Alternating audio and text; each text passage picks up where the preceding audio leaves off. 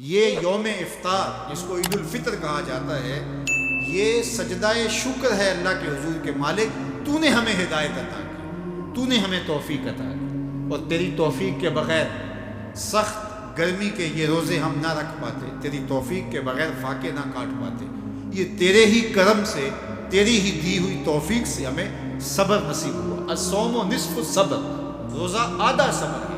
تو جس نے توفیق دی، اب اسی کا شکریہ ادا کرنے کے لیے ہم کھلے میدان میں، ہم مرکز میں، ہم مسجد میں، ہم مختلف جگہوں پہ جمع ہوتے ہیں اور جمع ہو کے اس بات کا اعلان کرتے ہیں، مالک میری توفیق بھی تیرے کرم کا صدقہ، یہ قدم اٹھتے نہیں اٹھائے جاتے۔ تو نے توفیق دی تو روزے رکھے گئے، تو نے توفیق دی تو گنتی کے دن پورے ہوئے، تو نے توفیق دی تو مالک تیرے ہی حضور حاضر ہوئے، اور یہ تیرا ہی کرم ہے اور تیری ہی کرم نوازیوں کے رنگ ہیں۔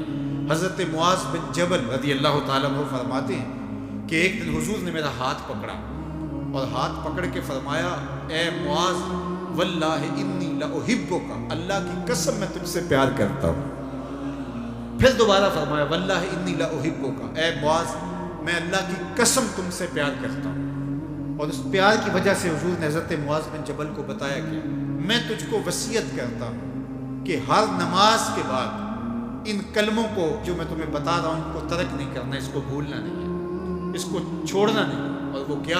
اللہم اعنی علی ذکرک و شکرک و حسن عبادتک، اے اللہ مجھے توفیق دے اپنی عبادت کی، مجھے توفیق دے اپنے ذکر کی، مجھے توفیق دے اپنا شکر ادا کرنے۔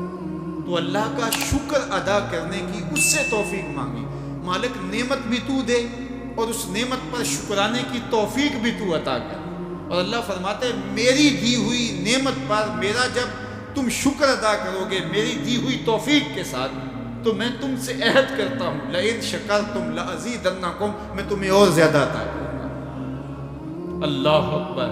شکریہ سے نعمت میں اضافہ ہوتا ہے، نعمت میں برکت ہوتی ہے۔ ایک دوسرے مقام پر کتنی خوبصورت بات ارشاد کی، ما یفعل اللہ بعذابکم ان شکرتم و آمنتم، اللہ فرماتا ہے کہ وہ تمہیں عذاب دے کے کیا کرے گا اگر تم شکریہ ادا کرو اور ایمان لاؤ۔ اللہ کی چاہت نہیں ہے کہ تجھے جہنم کی بھڑکتی ہوئی آگ میں ڈالے، جو آگ تمہاری ہڈیاں توڑ کے رکھ دے، تمہارا گوشت جلا کے رکھ دے اور تم وہاں ذلت سہو، یہ تمہارے رب کی منشا نہیں ہے۔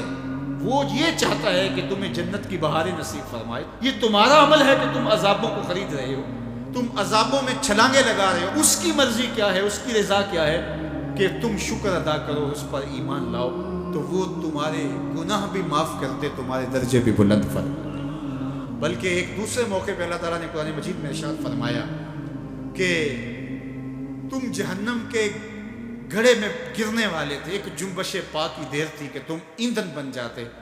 کہا کہ میری نعمت کا شکر ادا کرو کہ جس نعمت نے، اس نعمت سے مراد محمد عربی صلی اللہ علیہ وسلم، تمہیں جہنم سے نکال کے جنت کی راہوں پہ ڈال دیا۔